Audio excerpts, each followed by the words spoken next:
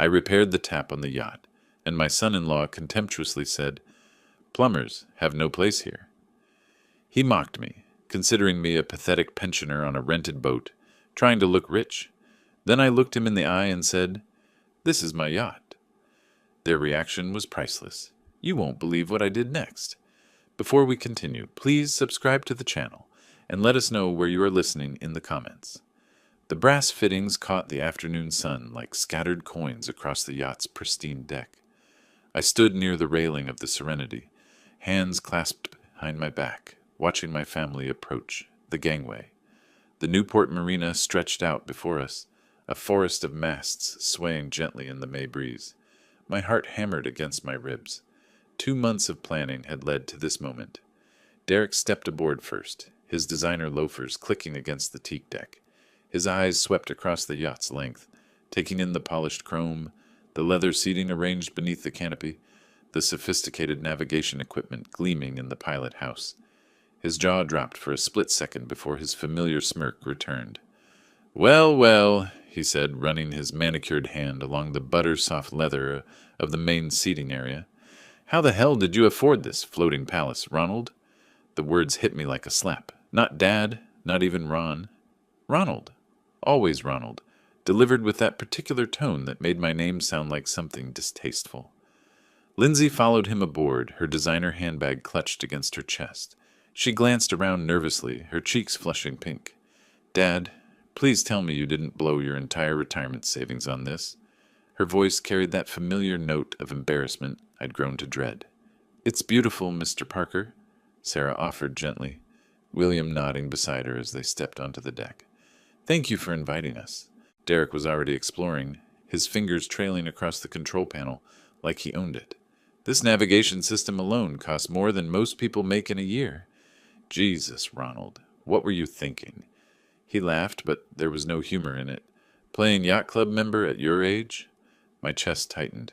I'd rehearsed this moment countless times, imagining Lindsay's joy when I revealed the surprise. Instead, I watched her fidget with her purse strap, avoiding my eyes. "I thought it would be nice for the family to spend some time together," I managed, my voice steady despite the storm building inside me. "Time together on what? Your midlife crisis?" Derek opened a storage compartment, peering inside like he was appraising inventory. "I mean, I get it. You want to feel successful, but this is just embarrassing. How much debt did you take on for this fantasy?" Lindsay touched his arm lightly. "Derek, maybe—" "No, honey. This is concerning." He turned to face me fully, his arms crossed. "Your father's clearly made some questionable financial decisions. We should probably have a family meeting about managing his assets before he loses everything." The words hung in the salt air like poison. Managing his assets. As if I were some doddering fool who'd stumbled into a yacht dealership with a credit card. "The rental company assured me everything was in order," I said carefully, keeping my voice level. The lie tasted bitter, but it was necessary. For now. "Rental?" Derek's eyebrows shot up. "Well, that's slightly less insane, though still pretty ridiculous for someone living on Social Security." My hands clenched behind my back. Social Security. I'd built 3 companies from nothing, sold them for figures he couldn't comprehend, invested wisely for decades. But I wore khakis and polo shirts, drove a modest sedan, lived in my same small house. To Derek, that made me poor. "Why don't you all explore below deck?" I suggested, needing space to breathe. "I'll prepare some refreshments." "Come on, babe," Derek said to Lindsay, already heading toward the cabin entrance. "Let's see how much your dad spent on his little boat adventure." They disappeared below, Derek's voice echoing up through the hatch. "Look at this marble countertop. Unbelievable. Your dad's completely lost it." Lindsay's nervous laughter followed. William approached me quietly. "It really is magnificent, Ronald. The craftsmanship is exceptional." I nodded, grateful for his kindness, but barely hearing him. From below deck came the sound of Derek opening and closing cabinets, his voice a constant commentary of disbelief and derision. Each word felt like a needle under my skin. Sarah joined her husband in exploring while I remained on deck, gripping the brass railing until my knuckles went white. The gentle waves lapped against the hull, but all I could hear was Derek's laughter drifting up from the main cabin, followed by Lindsay's voice. "He must have spent a fortune on this rental."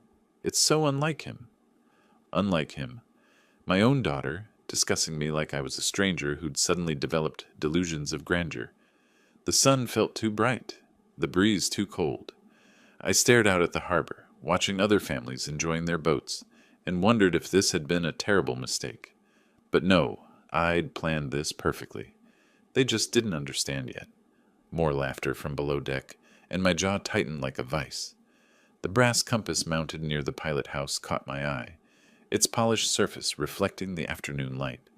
I reached out and touched it gently, remembering another day, another moment when I'd touched this same compass and felt nothing but pure joy. 2 months ago, March 22nd, I stood in the showroom at Maritime Luxury Yachts, wearing my best navy suit, the one I'd kept for special occasions. The salesman, a polished young man named Trevor, guided me through the specifications of the Serenity for the 3rd time that week. The master cabin features a queen bed and full bathroom, Trevor explained, his voice professional but warm. The guest cabin has twin bunks that convert to a double, perfect for family trips. I nodded, imagining Derek and Lindsay's faces when they discovered their own private quarters. The yacht stretched 42 feet of pristine fiberglass and chrome, every surface gleaming under the showroom lights. I ran my hand along the same brass compass, thinking about teaching future grandchildren to navigate by the stars. "And you're certain about the financing terms?" I asked, though I'd already decided. The $2.8 million check was folded in my jacket pocket, drawn on an account Derek couldn't imagine existed. "Absolutely, Mr. Parker. Full payment today means immediate delivery after the safety inspection and registration." Trevor smiled. "Your family is going to love this surprise." My family. I'd been planning this moment since Lindsay's birthday the previous month, when she'd mentioned missing our old fishing trips.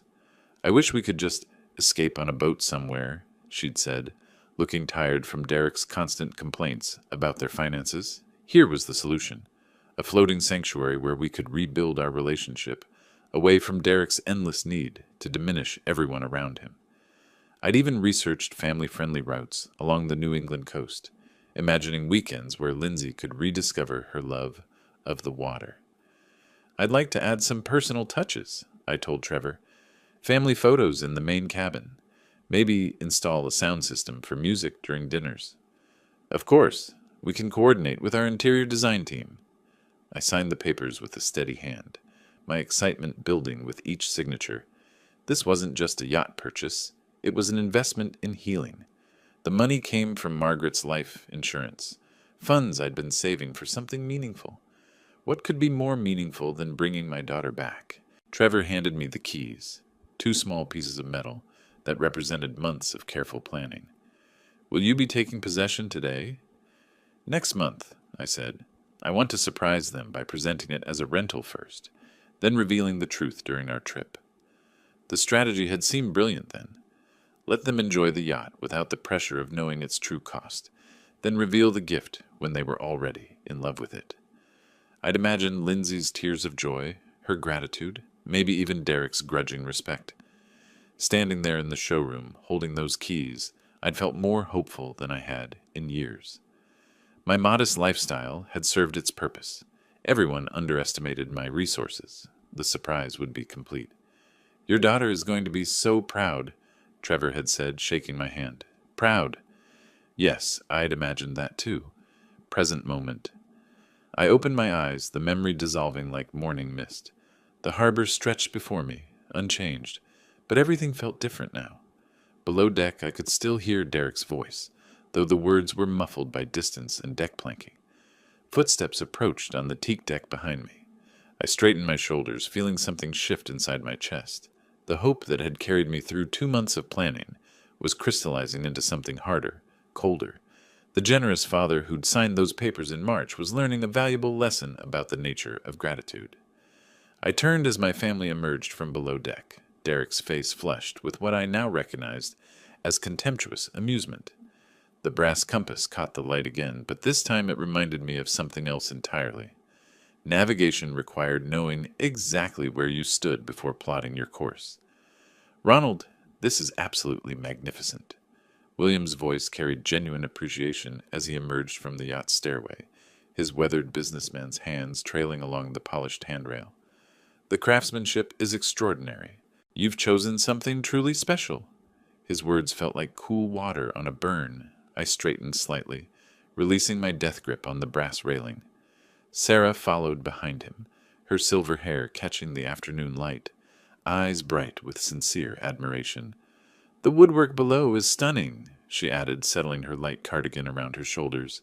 "That mahogany dining table, it's museum quality." Derek snorted, stepping up behind his parents with Lindsay close beside him. "Yeah, well, when you're spending someone else's money on a rental, might as well go big, right?" He gestured expansively at the yacht's gleaming surfaces. "Dad probably spent more on this weekend than Ronald makes in 6 months." The comparison hit like a physical blow. William stiffened almost imperceptibly, while Sarah's smile faltered for just a moment.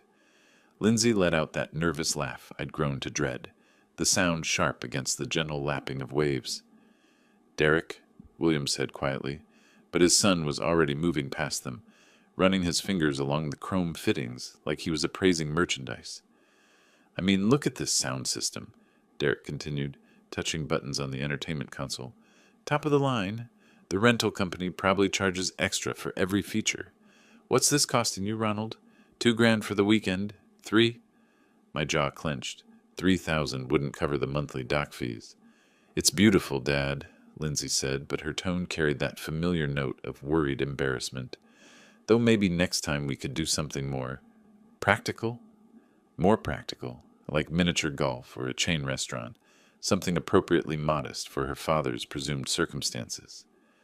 "Should we head below for lunch?" I managed, my voice steady despite the storm building inside my chest. "I've prepared some refreshments." "Lunch on the yacht!" Derek clapped his hands together mockingly. "Living the dream, Ronald. Too bad it's just for a weekend." William's frown deepened as we moved toward the salon's entrance. I led the way down the few steps into the main cabin, the mahogany dining table gleaming under soft overhead lighting. The setting was perfect.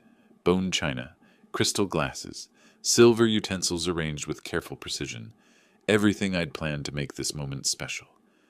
"Oh my," Sarah breathed, taking in the elegant table setting. "Ronald, this is lovely. You've gone to such trouble." "No trouble at all," I replied, pulling out chairs for the ladies. Sarah sat gracefully, while Lindsay perched nervously on the edge of her seat. Derek remained standing, examining the built-in bar with obvious covetousness. "Fully stocked too, I see. Premium brands." He lifted a bottle of aged scotch, checking the label. "This bottle alone probably costs more than most people's car payments." "Derek," William said more firmly this time. "What? I'm just appreciating the finer things in life." Derek's grin was sharp-edged. "Not everyone gets to play millionaire for a weekend." The words hung in the air like smoke. Sarah busied herself with her napkin, while William studied his son with growing disapproval. Lindsay's face flushed pink, caught between defending her husband and apologizing for him. I served the meal mechanically. Grilled salmon, roasted vegetables, a crisp white wine that cost more than Derek imagined. Each plate placed with careful precision while my mind churned with memories of the yacht showroom, of Trevor's encouraging words, of my naive hope that this gift would bridge the growing chasm between my daughter and me.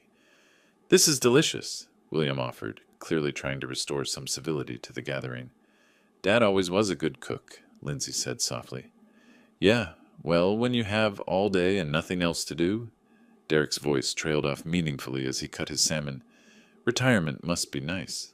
No responsibilities, no pressure to provide for anyone." The fork trembled slightly in my hand. No pressure to provide. I'd provided for 3 decades, built companies from nothing, created wealth beyond his comprehension. Now I was offering my greatest treasure, this floating sanctuary purchased with my beloved Margaret's memory, and receiving nothing but contempt in return. "Derek!" William's voice carried a warning now. Perhaps what, Dad?" Derek looked up from his plate, eyes bright with challenge. "I'm just making conversation. Isn't that what family dinners are about?" The silence stretched taut as a piano wire. Sarah reached for her wineglass with slightly shaking fingers. Lindsay stared at her food like it might provide escape. William's jaw worked silently, a father watching his son reveal himself as someone he didn't recognize. and I sat at the head of my $2.8 million table, serving my ungrateful family a meal they'd never appreciate, feeling something cold and calculating crystallize in my chest where warmth used to live. Derek raised his glass in a mock toast. To family adventures we can't afford. The clink of Derek's glass against the table marked the end of civilized pretense. William set down his fork with deliberate precision, the sound sharp in the sudden quiet.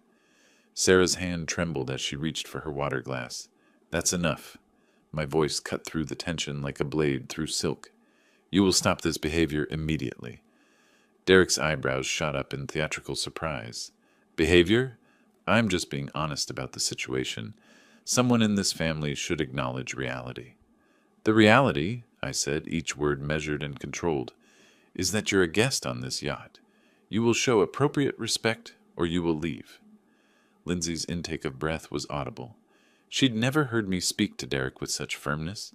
Neither had Derek, judging by the way his smirk faltered for a fraction of a second before returning full force. "Guest?" Derek laughed, but it sounded forced now. "Come on, Ronald. We're family. I can't express concern about your financial decisions?" "Your concern?" I replied, setting my own utensils down with careful precision. "Sounds remarkably like mockery." William cleared his throat uncomfortably. "Son, perhaps we should what?"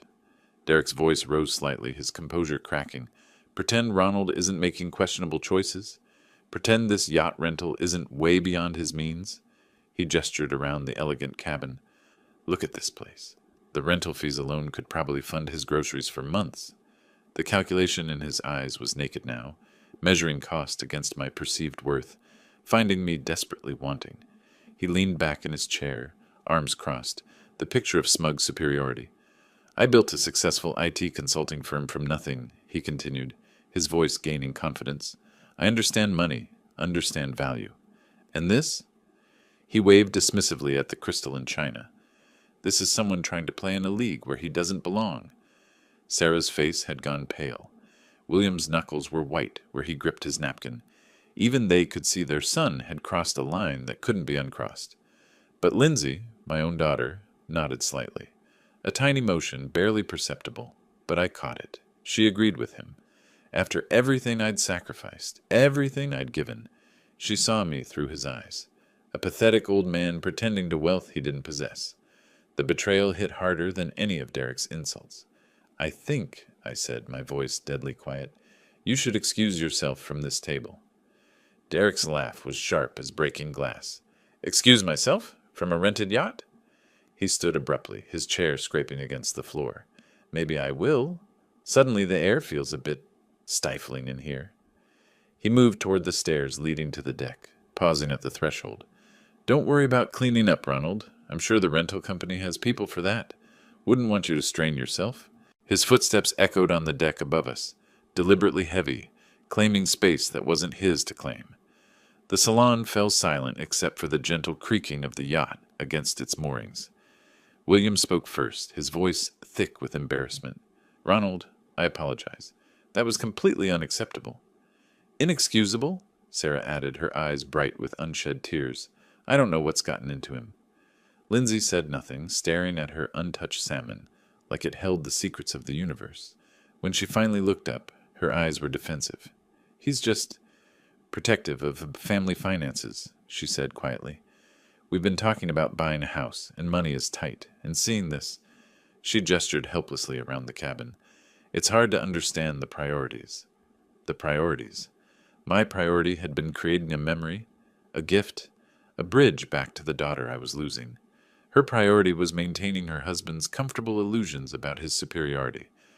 I stood slowly, gathering plates with steady hands despite the earthquake happening inside my chest. Of course, I understand completely. But I understood more than she realized. I understood that my generous father's heart had been naive, that love wasn't enough to overcome contempt, that respect couldn't be bought with gifts. I also understood that Derek had just made the gravest mistake of his life. From above deck came the sound of cabinet doors opening and closing, Derek exploring areas he had no business accessing, making himself at home on what he thought was someone else's yacht. The irony would have been amusing if it hadn't been so infuriating. "I'll just tidy up," I said, stacking plates with mechanical precision.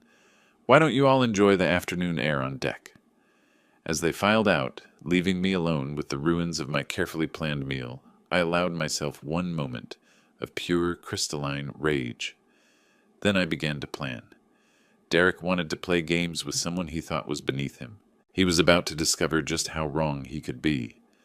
The sound of Derek's footsteps retreated across the deck above us, each step deliberate and heavy with wounded pride. I continued stacking plates with mechanical precision, but my mind was racing. That look in his eyes when he'd stood from the table, I'd seen it before in boardrooms, when lesser men realized they'd been outmaneuvered. "I should probably check on him," Lindsay said softly, half rising from her chair. "Let him cool off," William advised, his voice carrying the weight of paternal disappointment. "He needs time to think about his behavior." Sarah reached across the table to touch my hand. "Ronald, I'm so sorry. I don't know what's gotten into him lately." But I knew. Derek couldn't tolerate being corrected, especially in front of his parents. Men like him didn't accept boundaries. They tested them, pushed against them, found ways around them. Above deck, his footsteps had stopped. Then came the soft sound of a door opening and closing. The guest had, probably, or perhaps he was exploring areas he had no business being in. "He's under a lot of pressure at work," Lindsay offered weakly. "The consulting business is competitive." William's expression suggested he wasn't buying his daughter-in-law's excuses any more than I was. Pressure is no excuse for disrespecting your host. I listened carefully to the sounds from above and beyond, water running briefly, cabinets opening and closing, the soft scrape of something metallic. Derek was definitely exploring, touching things, claiming space. "Should we move to the deck for coffee?" Sarah suggested brightly, clearly hoping to change the atmosphere. "The weather is so lovely." "Excellent idea," I agreed, though my attention remained focused on the subtle sounds of Derek's movements. Something about his exploration felt different now, purposeful rather than curious. More metallic sounds, a faint grinding noise that made me pause mid-motion with the crystal glasses in my hands. That wasn't the sound of someone simply looking around. "Dad?" Lindsay's voice seemed to come from far away. "Are you all right?" "Fine," I replied automatically, setting the glasses down carefully. The grinding sound had stopped, replaced by the soft closing of what sounded like a cabinet door. Derek's footsteps resumed above us, moving back toward the main deck area. A few minutes later, he appeared at the top of the stairs, looking perfectly composed. If anything, he seemed more relaxed than when he'd left. "Sorry about that," he said, sliding back into his seat with a slight smile. "Just needed a moment to appreciate the craftsmanship. This really is an impressive boat." The complete reversal in his tone sent warning signals through my nervous system. Derek didn't apologize. Derek didn't admit he was wrong. And Derek certainly didn't compliment things he'd been mocking minutes earlier. "Feeling better?" William asked cautiously. "Much." Derek picked up his water glass, looking remarkably pleased with himself. "Actually, I was thinking maybe I should help with the cleanup. It's the least I can do after, well, you know." Lindsay's face brightened immediately. "That's sweet of you, honey." But I was studying Derek's expression, noting the way his eyes avoided mine, the slight upturn at the corner of his mouth that suggested private satisfaction rather than genuine remorse. "I could wash up the dishes in the galley," he continued. "Get familiar with the boat's systems. Might be helpful if we run into any problems." "Problems?" The word hung in the air like smoke from a distant fire. "That's very thoughtful," Sarah said warmly. Very thoughtful indeed. Derek offering to help with household chores was about as likely as snow in August. But there he sat, the picture of reformed behavior, practically radiating false humility. I stood slowly, every instinct screaming that something was wrong. "Why don't we all move to the deck first? The dishes can wait." "Oh, come on, Ronald." Derek's smile was bright as polished chrome. "Let me make up for being such an ass earlier, I insist." He was already moving toward the galley area, and I found myself following, drawn by a horrible certainty that I was about to discover exactly what those metallic sounds had been. "See?" Derek called cheerfully from the galley, his voice carrying that false brightness I was beginning to recognize as his tell. "Everything's perfectly—" "Oh!" The word dropped like a stone into still water. Oh, what? Lindsay asked, moving to join him. I was already moving past her, something cold settling in my stomach like winter fog.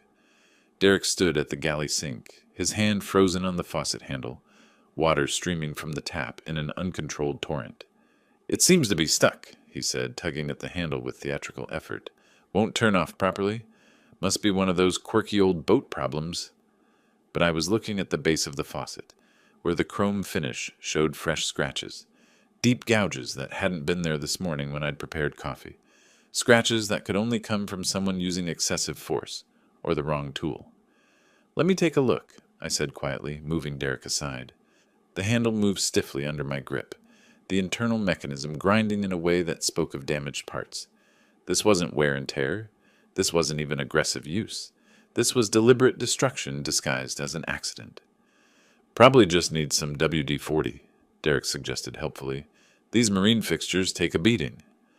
I knelt to examine the base more closely, running my fingers along the gouged chrome. The scratches formed a pattern consistent with plier marks.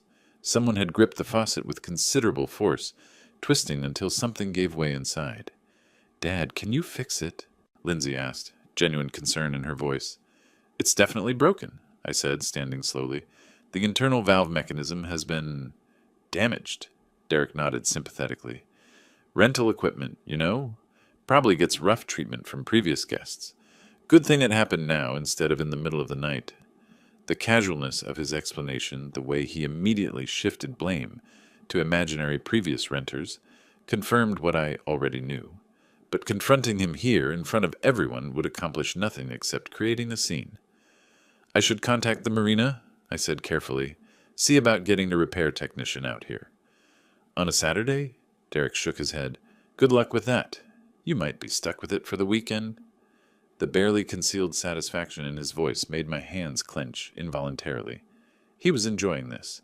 Not just the inconvenience he'd caused, but the opportunity to play the helpful, sympathetic family member while I dealt with rental problems. William approached, examining the faucet with a businessman's eye for detail. That's odd. The damage looks almost deliberate. Derek's smile never wavered. Salt air is murder on these fittings. Probably been corroding for months.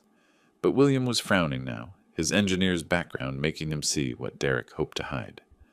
Ronald, this looks like tool marks. See these gouges here? Could be from previous repair attempts, Derek suggested quickly. You know how it is. Someone tries to fix something themselves, makes it worse. The lie came so smoothly, so naturally, that I almost admired its audacity. Derek was betting that his word as family would carry more weight than evidence, that no one would seriously consider he might deliberately sabotage his host's property. I'll need to check the boat's maintenance manual, I said finally. See what the manufacturer recommends for this type of failure. What I actually needed was to check the security cameras I'd had installed last month, high-definition recordings that would show exactly what Derek had done and when. Want me to help look? Derek offered. I'm pretty good with technical stuff. No need, I replied, forcing a smile. I know where everything is. He shrugged, the picture of disappointed helpfulness. Whatever you think is best. Just trying to pitch in. As the family moved back toward the deck area, Derek lingered for a moment, ostensibly checking that the water was fully turned off. But I caught him glancing around the galley with the satisfied air of someone admiring his handiwork. Funny how these things happen, he said conversationally. 1 minute everything's fine, the next minute you've got a repair bill. The threat was subtle but unmistakable. This was just the beginning. Derek had discovered he could damage my property with impunity, safe in the knowledge that his family connection protected him from suspicion. He was about to learn how wrong he could be. I waited until the others were settled on deck, their voices drifting down through the open hatches. Then I moved quietly toward the navigation station where the security system controls were hidden behind an innocuous panel. Derek wanted to play games. He'd just challenged someone who'd been playing at a professional level while he was still learning to tie his shoes. The navigation room was tucked behind the main cabin, a compact space lined with electronic equipment that most guests never saw. I slipped inside quietly, closing the door behind me with a soft click. The multiple monitors came to life at the touch of a button, their screens flooding the small space with blue-white light. 8 camera feeds displayed the yacht's interior and deck areas in crisp, high definition. I'd had the system installed last month after reading about yacht thefts in the marina, a precaution that was about to pay dividends in ways I'd never imagined. My fingers moved across the control panel with practiced efficiency, scrolling back to 3:50 p.m. The timestamp in the corner read 15:50:23 when Derek first appeared on camera 3, the one covering the guest head and galley area. There he was, stepping into frame with that same casual confidence he'd displayed all afternoon. At first, his movements were perfectly normal, opening cabinet doors, examining the yacht's amenities, with the entitled curiosity of someone who believed everything belonged to him. Then he approached the faucet. I leaned closer to the monitor, watching Derek test the handle with gentle pressure. The faucet worked perfectly, water flowing smoothly when he turned it on, stopping cleanly when he turned it off. He knew it worked. He knew there was nothing wrong with it. What happened next made my blood run cold. Derek glanced toward the door, confirming he was alone. Then he gripped the faucet handle with both hands and twisted, not the gentle turn of normal use, but a violent wrenching motion that made the camera shake slightly from the transmitted vibration. The timestamp read 15:52:41 when he did it again, this time bracing his foot against the cabinet for leverage.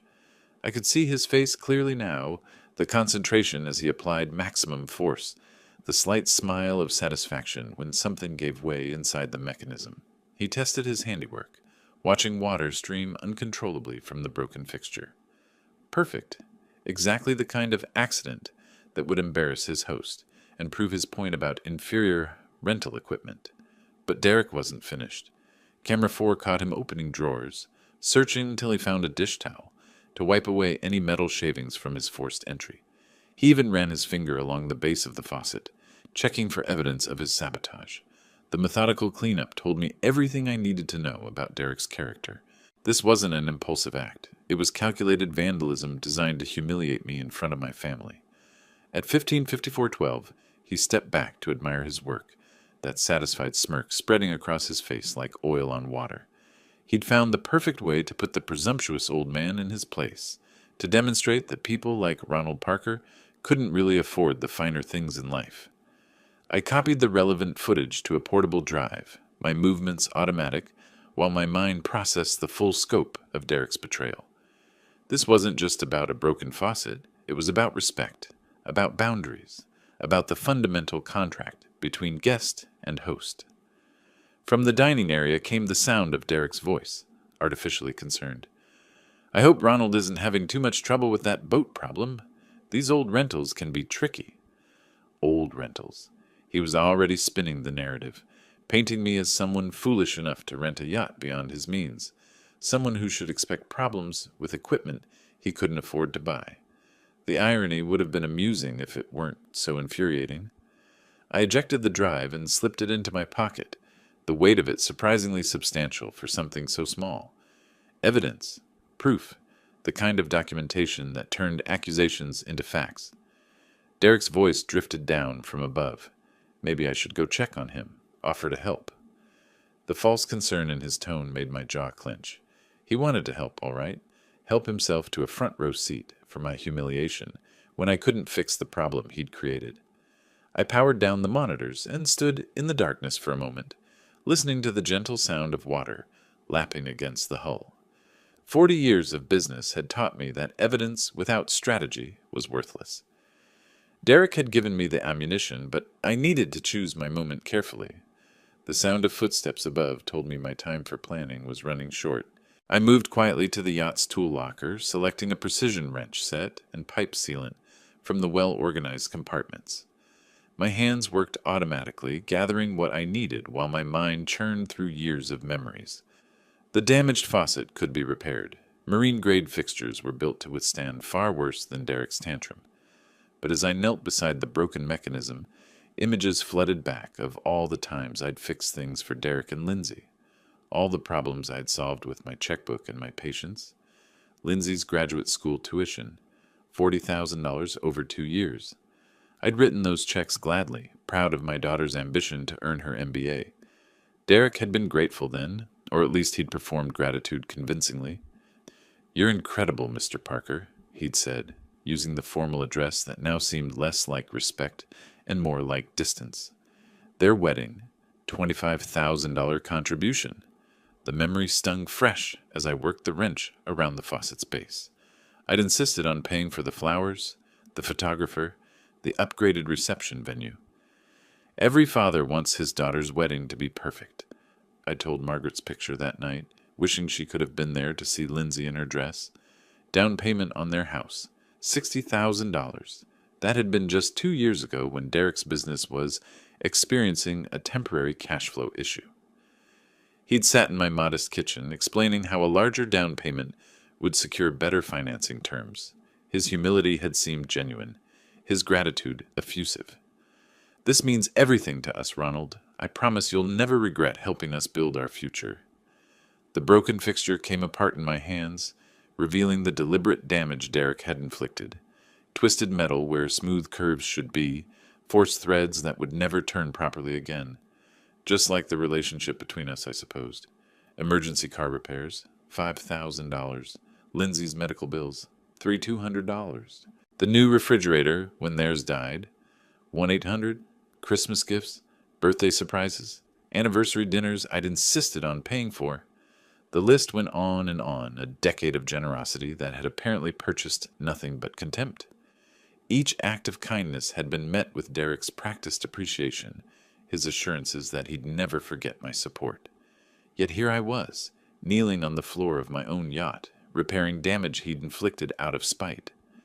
From above came Derek's voice, louder now. "Should we go check on Ronald? He's been down there quite a while." Lindsay's response was muffled but concerned. Maybe the repair is more complicated than he thought. More complicated? Everything was more complicated than it seemed. The yacht they thought was rented. The wealth they assumed I didn't possess. The man they believed was beneath their consideration. I threaded new gaskets into place, my movements precise despite the anger coursing through my veins. This wasn't just about money, though the financial aspect was staggering when I tallied it all. Nearly $140,000 in direct assistance over the years, not counting the smaller gestures, the dinners, the gifts. It was about respect, about the fundamental expectation that kindness would be met with kindness, that generosity would breed gratitude rather than entitlement. Derek's footsteps approached the stairs. "I'm going to see if he needs a hand." The faucet mechanism slid back into place with a satisfying click. Water flowed smoothly when I tested it, better than before, actually. Sometimes damage forced you to rebuild stronger. "Ronald?" Derek's voice carried that false note of helpful concern. "Everything okay down there?" I stood slowly, wiping my hands on a clean rag while calculating my next move. Derek thought he'd won some small victory by breaking my property. He had no idea that he'd just triggered a war he was spectacularly unprepared to fight. The man approaching to offer his help had never built a business from nothing, had never negotiated million-dollar deals or outmaneuvered competitors who tried to destroy him, had never learned that, in real conflict, the person who controls the information controls the outcome. Derek was about to receive an education in exactly what kind of man he'd chosen to cross. "There he is!" Derek's voice carried across the dining area with theatrical relief as I stepped up from the lower deck. We were starting to worry. How'd the repair go? He was leaning back in his chair, arms crossed in satisfaction, that same smug expression he'd worn when he first stepped aboard. The picture of concerned family member soliciting sympathy for poor Ronald's boat troubles. "The old equipment giving you fits?" he continued with mock sympathy. "I was just telling everyone how these rental companies cut corners on maintenance. Probably haven't serviced that faucet in years." I set my tablet on the dining table with deliberate precision, watching Derek's face as I pulled out a chair. "Actually, Derek, I'd like to ask you something specific about that faucet." "Me?" His eyebrows shot up in theatrical innocence. "I'm no plumber, Ronald, though I did notice the fixture looked pretty corroded when I washed my hands earlier." Lindsay shifted uncomfortably in her seat. "Dad, Derek was just trying to help. He mentioned the water pressure seemed off." "Is that what he mentioned?" I kept my voice level, my eyes fixed on Derek's face. "Because I'm curious about exactly what happened when you were down there." Derek's smile never wavered, but something flickered behind his eyes, A split second of calculation before the performance resumed. Like I said, just use the facilities. Noticed the faucet was acting up, but figured you'd want to handle it yourself. William cleared his throat uncomfortably. Ronald, perhaps we should focus on getting a repair technician. Derek, I interrupted quietly, why did you deliberately break the faucet? The words dropped into the conversation like stones into still water. Derek's laugh was a beat too late, a fraction too loud. Break it? Ronald, what are you talking about? I didn't break anything. Dad, Lindsay's voice carried a warning edge. That's a serious accusation. Derek would never, wouldn't he? I reached for my tablet, powering it on with steady fingers, because I have some footage that might interest everyone. Derek's confidence faltered for just a moment, a micro-expression of concern before the mask snapped back into place. Footage? What footage? The yacht has a security system, I said calmly, watching his face drain of color. 8 cameras, high definition with audio recording. Very thorough coverage. The silence stretched like a taut wire. Derek's Adam's apple bobbed as he swallowed hard, but his voice remained steady. Well, then you'll see exactly what I told you. I used the bathroom, noticed a problem with the faucet, and came back up. We'll see, I agreed, opening the video application. Let's all take a look together. Sarah leaned forward anxiously. Ronald, surely this is unnecessary. No, William said firmly, his businessman's instincts recognizing something important was happening. Let's see what the cameras show. I touched the screen, scrolling to the timestamp. 15:50:23. Derek appeared in perfect clarity, stepping into the guest head with that casual confidence I'd come to despise. There you are, I said conversationally. Saturday, May 17th, 3:50 p.m., just after you left our table. Derek's jaw tightened as he watched himself on screen, but his voice remained defiant. So, you can see I'm just using the facilities. On screen, Derek approached the faucet and tested it gently. Water flowed perfectly when he turned it on, stopped cleanly when he turned it off. The fixture worked flawlessly. Interesting, I observed. The faucet seems to be functioning normally. Lindsay leaned closer to the screen, her brow furrowed in concentration. I don't understand what we're supposed to be seeing. Keep watching, I suggested, my finger hovering over the play button. The interesting part is coming up. Derek shifted in his seat, his earlier confidence cracking around the edges. This is ridiculous. You're making a mountain out of a molehill over a simple plumbing problem. But his eyes never left the screen, and I could see the exact moment he remembered what was about to happen, what the cameras had captured, what his arrogance had made him forget in his moment of vindictive satisfaction. The timestamp here shows 15:52, I continued, my voice perfectly calm. Watch carefully. The video played in crystal clear detail, 8 cameras worth of evidence about to destroy Derek's comfortable world of lies and assumptions. On the tablet screen, Derek glanced toward the door, confirming he was alone. Then his whole demeanor changed. Gone was any pretense of normal use. This was deliberate, calculated destruction. Oh my God, Sarah whispered as we watched Derek grip the faucet handle with both hands and wrench it violently to the side. The audio was crystal clear. The grinding of metal under excessive force. The sharp crack when something gave way inside the mechanism. Derek's satisfied grunt as he felt the fixture break beneath his hands. Derek! William's voice cracked like a whip. What the hell are you doing? On screen, Derek wasn't finished. He braced his foot against the cabinet for leverage, applying even more force until the internal valve mechanism snapped completely. Water began streaming uncontrollably from the broken fixture. Lindsay's hand flew to her mouth. This can't be... But there was no denying what we were all seeing. Derek stepped back from his handiwork with unmistakable satisfaction, that same smug smile he'd worn when he returned to the table. He even ran his finger along the base of the faucet, checking for evidence of his sabotage.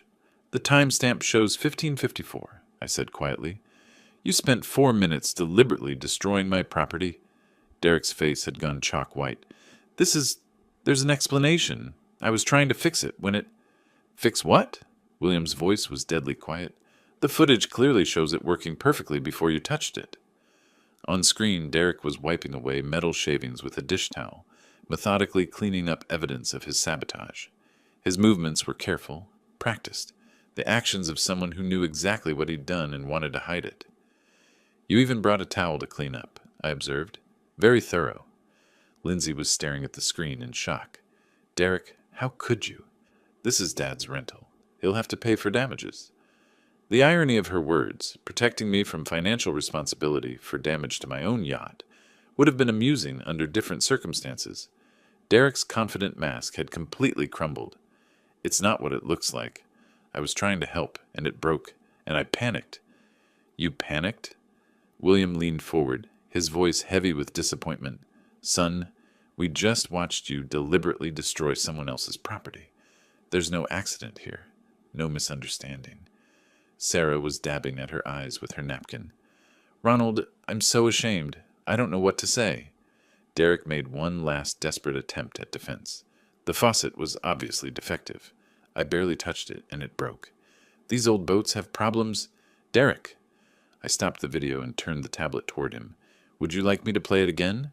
Perhaps in slow motion this time? We can count exactly how many times you wrenched the handle before it broke. The silence that followed was deafening. Derek stared at the frozen image on the screen, himself caught in the act of deliberate sabotage, his face showing clear satisfaction at the damage he'd caused. I think, William said slowly, his voice thick with disgust, we need to discuss this situation very seriously. Derek's last thread of bravado snapped. Fine. Yes, I broke the damn faucet. But can you blame me? Ronald's been acting like some kind of yacht club millionaire all day, throwing money around on rentals he can't afford, trying to make the rest of us feel small. The admission hung in the air like poison gas. Even Derek seemed shocked that he'd finally said it out loud. Lindsay was staring at her husband like she'd never seen him before. You did this on purpose? To hurt my father? To teach him a lesson about living within his means, Derek shot back, his true nature finally emerging without disguise, about not pretending to be something he's not. The perfect opening. I closed the tablet and smiled for the first time all day. Well, Derek, I said quietly, speaking of pretending to be something you're not, I think it's time we discussed exactly what you don't know about this situation. Derek's hands were shaking as he leaned forward in his chair, trying to salvage what remained of his dignity. Look, Ronald, maybe I got a little carried away, but it's just a minor repair on a rental boat. These things happen. Just a minor repair on a rental boat. The words hung in the air like the smell of sulfur after lightning strikes. You're absolutely right, I said quietly, watching his face carefully. This is about understanding what kind of person vandalizes someone else's property for sport. Vandalizes? Derek's voice cracked slightly. Come on, that's a strong word. I was frustrated. Maybe I used a little too much force, but let's keep this in perspective. We're talking about a weekend rental here.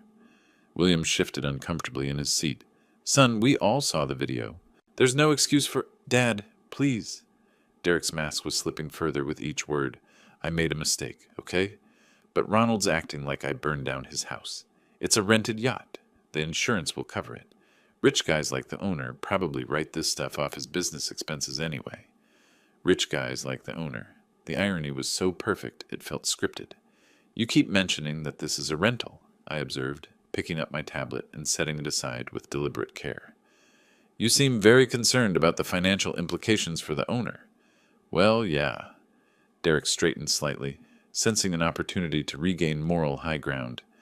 I mean, you're obviously way over your budget here, Ronald. This whole yacht club fantasy, it's not sustainable. Someone like you trying to play millionaire for a weekend, it's just sad. Lindsay winced visibly. Derek, please don't. Someone like me? I repeated softly. Look, no offense, but let's be realistic. Derek was warming to his theme now, the familiar arrogance creeping back into his voice. You're a retired... what? Plumber? Carpenter? Living on Social Security, trying to impress us with boats you can't afford. It's embarrassing, Sarah gasped audibly. William's face had gone red with shame. But Derek wasn't finished. Guys like you don't belong on yachts like this. You belong in fishing boats. Maybe a pontoon if you save up. This? He gestured around the elegant cabin. This is for people who actually earned it. The silence that followed was absolute. Even the gentle lapping of water against the hull seemed to pause, waiting for what came next. I stood slowly, my hands steady, my voice calm as morning mist. "Derek," I said, "this is my yacht." The words dropped like anvils into still water. Derek's mouth opened, then closed, then opened again without sound emerging. Lindsay's hand flew to her chest. William looked like he'd been struck by lightning. "Your... what?" Derek's voice was barely a whisper. "My yacht," I repeated clearly. "I bought it in March for $2.8 million. Cash." The color drained from Derek's face so quickly I thought he might faint. That's not possible. The Serenity is registered in my name with the Coast Guard. The marina has my credit card on file for monthly slip fees. The insurance policy lists me as sole owner. I let each fact settle before continuing. I purchased it as a gift. Lindsay found her voice first. "A gift? For who?" I looked directly at Derek, watching understanding dawn in his eyes like sunrise over a cemetery. "For you and your husband," I said simply. "I was planning to surprise you today. Present it as a rental first, then reveal that it was yours to keep." The sound Lindsay made was somewhere between a sob and a gasp. Derek had gone completely white, his mouth working soundlessly. $2.8 million, William said slowly, his voice thick with dawning horror. "You were going to give them a $2.8 million yacht?" "Plus another $140,000 in direct financial support over the years," I added conversationally. "Graduate school, wedding, house down payment, various emergencies. I kept careful records." Derek finally found his voice. We had no idea." "No," I agreed. "You had no idea that the plumber you've been mocking all afternoon was planning to give you a yacht worth more than most people's houses." The irony settled over the cabin like fog. Derek had spent the day sabotaging and mocking the very man who'd intended to make him a millionaire. "Ronald," Sarah whispered, tears starting in her eyes, "we're so sorry." But I was still looking at Derek, watching him process the full magnitude of what his arrogance had cost him. I corrected gently, was planning to give you a yacht." Derek's face went through a spectrum of emotions: shock, disbelief, calculation, and finally, desperate panic, as the full implications hit him. "Wait," he said, lurching forward in his chair. "You said was planning. That doesn't mean... we can work this out, right? Now that I understand the situation?" "Now that you understand the situation," I repeated quietly. "What exactly do you understand?" "That I made a terrible mistake. I had no idea this was your yacht, Ronald. If you'd known I owned it, you would have treated me with respect." I let the question hang in the air. "But since you thought I was just some poor retiree playing above his station, disrespect was acceptable?" Derek's mouth opened and closed like a fish gasping for air. Beside him, Lindsay was staring at her hands, finally beginning to understand the choice she'd made between her husband and her father. "That's not what I meant," Derek stammered. The stress of work and seeing you spend so much on a rental when..." "When what?" William interrupted, his voice sharp with disappointment. "When you decided your father-in-law needed to be taught a lesson about his place?" Sarah was dabbing her eyes with a tissue. "Derek, how could you do this? Ronald has been nothing but generous to this family." "I know that now," Derek's voice cracked with desperation. "But we can fix this, right? I'll pay for the faucet repair. Hell, I'll pay for a complete renovation of the galley. We can put this behind us." I walked to the yacht's large window, looking out at the peaceful harbor where other families were enjoying their boats, without sabotage or disrespect clouding their afternoons. "The faucet is already repaired," I said calmly. "Took about 20 minutes. Marine fixtures are built tough. They have to be to withstand the kind of deliberate abuse you inflicted." "Then what's the problem?" Derek's voice carried a note of desperate hope. "No harm, no foul, right?" I turned back to face him. "The problem, Derek, is that you revealed exactly who you are. When you thought I was vulnerable, when you believed I was beneath you, you chose cruelty. That's not a faucet problem. That's a character problem." Lindsay finally looked up from her hands. "Dad, I know Derek was wrong, but what, sweetheart?" I asked gently. "But I should overlook deliberate sabotage because he apologized after getting caught? But I should ignore years of subtle disrespect because he promises to do better now that he knows I have money?" She had no answer for that. None of them did. "The yacht remains mine," I continued. The gift offer is permanently withdrawn. Derek, I think it would be best if you and Lindsay gathered your things and left. You can't be serious, Derek protested. Over one stupid mistake? One stupid mistake? William's voice was incredulous. Son, you deliberately vandalized a man's property after he invited you aboard as a guest. You've spent the afternoon mocking and belittling him. Even now, you're more concerned about losing a gift you never knew existed than about the hurt you've caused. Derek looked around the table, seeking support that wasn't there. Even Lindsay couldn't meet his eyes. Fine, he said finally, standing abruptly. Come on, Lindsay, let's get out of here. Lindsay stood slowly, looking torn between following her husband and staying with her father. Dad, You made your choice clear today, I said softly. I hope it was worth it. As Derek and Lindsay gathered their belongings and headed toward the gangway, William approached me. Ronald, I can't begin to express how ashamed I am of my son's behavior. If you'd prefer us to leave as well? Absolutely not, I said firmly. You and Sarah have shown nothing but respect and grace. Please stay. Let's enjoy the rest of this beautiful afternoon as it was meant to be enjoyed. Through the window, I watched Derek and Lindsay walking down the dock toward the parking area, Derek gesticulating angrily while Lindsay walked in silence. They looked small against the backdrop of the harbor, diminished by their own choices. Sarah joined William and me at the window. Do you think they'll be all right? Derek will land on his feet, I said. Men like him always do. As for Lindsay, I sighed, she'll have to decide whether she wants to build a life with someone who destroys bridges out of spite. William poured 3 glasses of wine from the bottle we'd opened earlier. To character, he said simply. To character, Sarah and I echoed. As the sun moved lower toward the horizon, painting the water in shades of gold and amber, I felt something I hadn't experienced in years. Perfect peace. Justice had been served not through revenge, but through natural consequences. Derek had destroyed his own inheritance with his own hands, just as surely as he'd destroyed that faucet. The brass compass caught the afternoon light one more time, pointing true north as always. If you liked this story, please like this video, subscribe to the channel, and share your impressions of this story in the comments. To listen to the next story, click on the box on the left. Thank you for watching.